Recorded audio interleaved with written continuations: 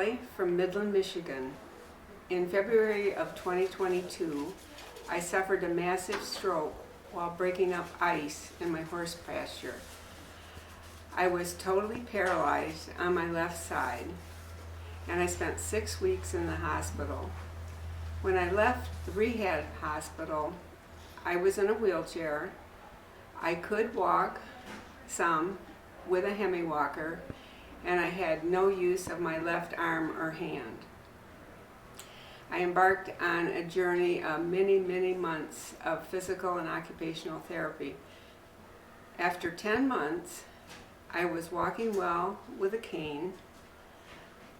I could walk a few steps without the cane. I could sit up or stand up from a chair with the use of the arm of the chair, but it was very difficult to stand up without using the arm.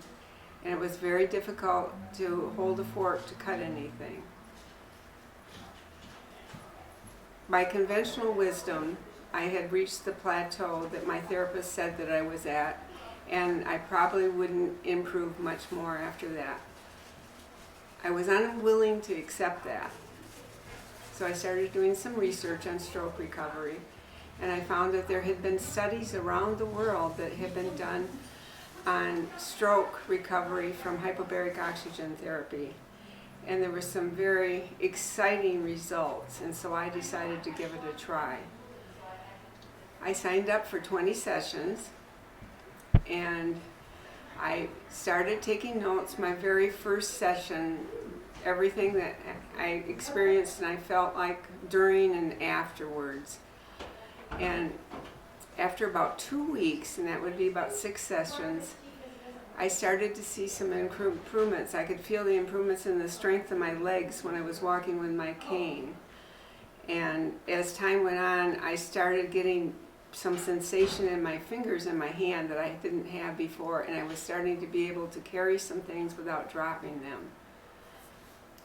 By the end of the 20 treatments, I was walking around the house without a cane.